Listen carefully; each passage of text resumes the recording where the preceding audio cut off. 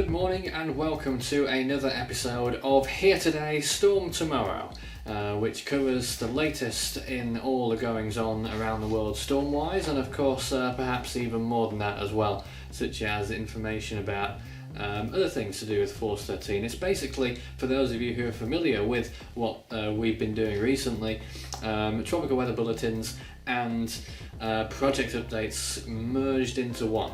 Now, of course, the primary focus of this thing to begin with is what's going on out there in the world so far. So let's take a look around the world first of all, round things up.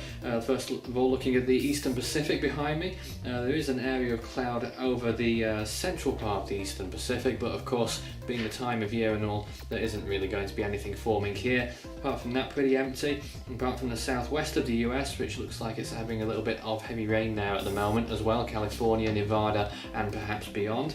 But yes, Eastern Pacific of course very quiet. The Atlantic is marginally more likely to receive a storm around this time of year, but still very unlikely indeed. And you can see some cloudiness going on near the southeastern part of the US, offshore for the most part, near Florida, South Carolina, North Carolina as well. And we also have a frontal system further towards the northeast as well, so out at sea towards the central part of the Atlantic, a frontal system extending towards the central part northwards, and it's just cleared Newfoundland now and moving across the Atlantic. Looking at the Western Pacific then, perhaps we'll see something of more of an interest here. Clouds near the southern tip of Palawan in the Philippines, a small arrow-shaped island, not arrow, but like a finger really, I suppose, off the western coast of the Philippines. Some cloudiness going on there over the South China Sea off the coast of that island. Thunderstorms also going on near the equator. Actually, it's pretty much typical for this time, or any time of year really, for that part of the Western Pacific to see thunderstorms occurring in the equatorial region. In the Indian Ocean, you can still see what's left of Chedza. That's still visible, even though it's no longer really a tropical cyclone anymore. And you can also see an area of interest east of Madagascar, some thunderstorms going on there as well. The models don't predict that to develop, at least not yet anyway.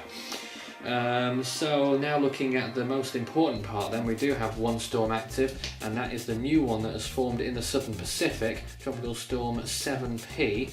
That's formed near French Polynesia, out in the really the central part of the Southern Pacific, to be quite honest.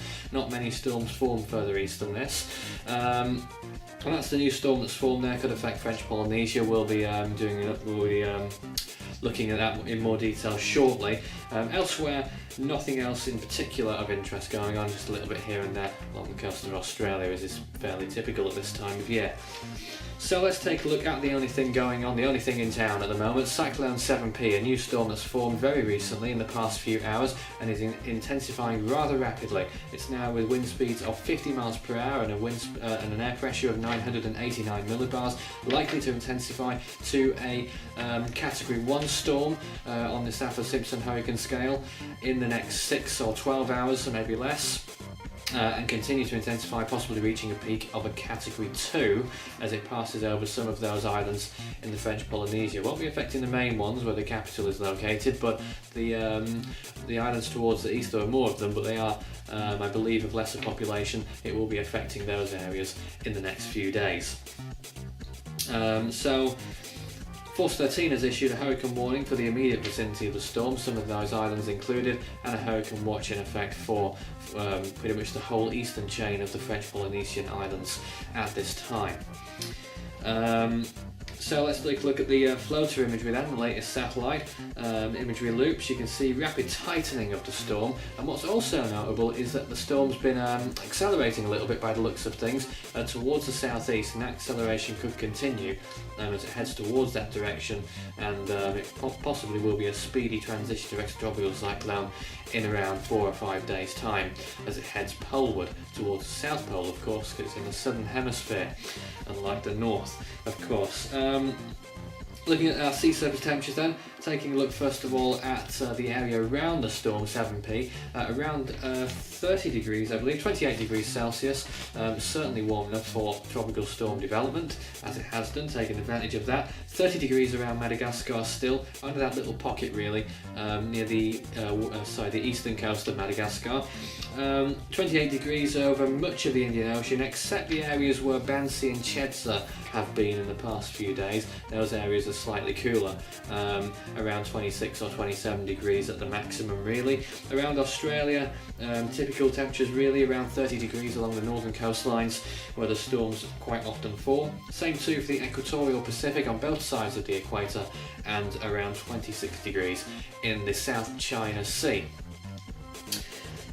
Looking at the latest shear map over the current storm 7P, it's currently low to moderate, and that's likely to increase as it heads towards the southeast. It is on the increase at this time, but if the storm does proceed towards the southeast, we do still predict intensification, probably pushing that shear away as many storms do initially before it perhaps gets the better of it in around 2 or 3 days' time.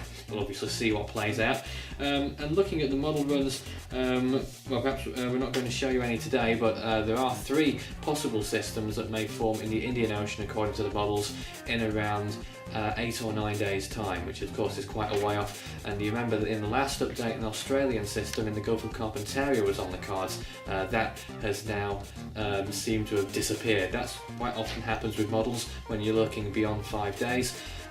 So really, you can't really put any certainty, or at least likability, on the particular storm forming until it really enters the 5-day period, I suppose.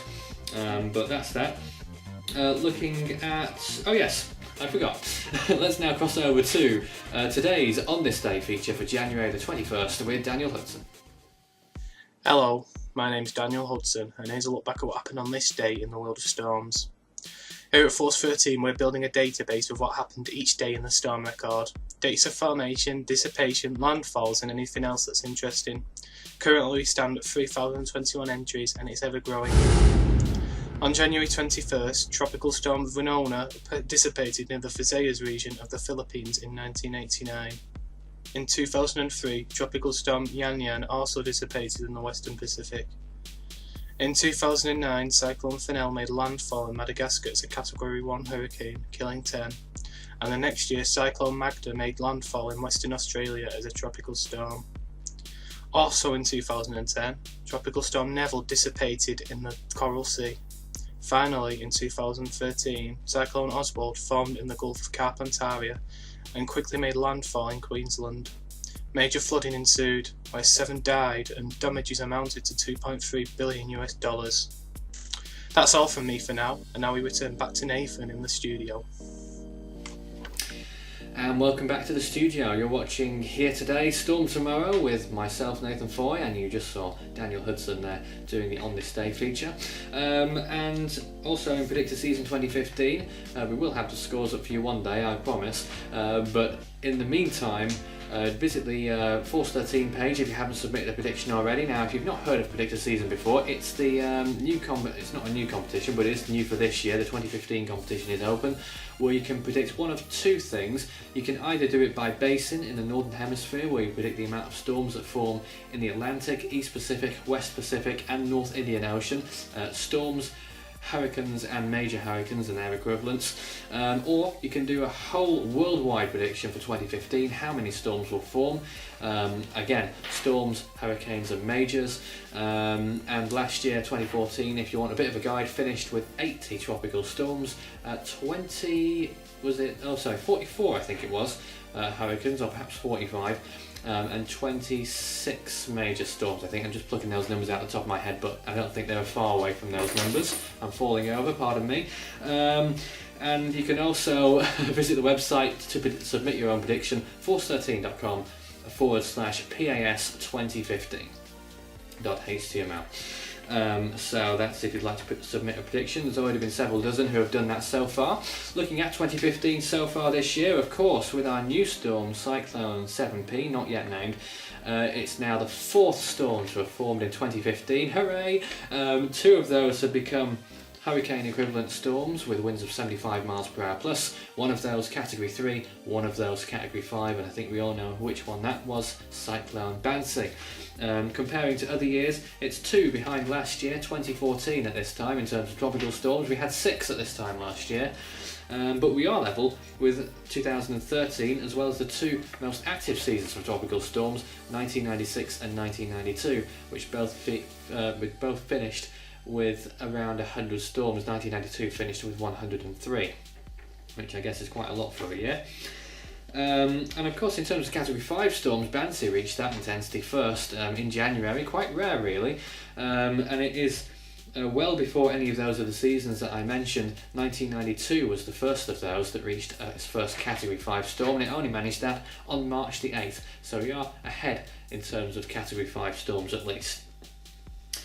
So that's all from me for now, and as we have been doing the past 2 days, we'll be crossing over to one of our featured videos, which of course Force 13 has made many over the past few years, over 1,000 believe it or not, and one of those was the 2009 Western Pacific Typhoon animation, most notable for all its impacts on the Philippine Islands. Of course we had Ketsana, one of the biggest ones that pretty much everyone remembers really, but there were many other ones as well, Category 5s included, but also because its finishing totals were quite similar to what we saw in 2014. In 2009 we saw 22 tropical storms, 13 typhoons and 7 major typhoons, whereas in 2014 we saw 21, 11 and 7. So yes, that's all for now, and I'll speak to you again tomorrow.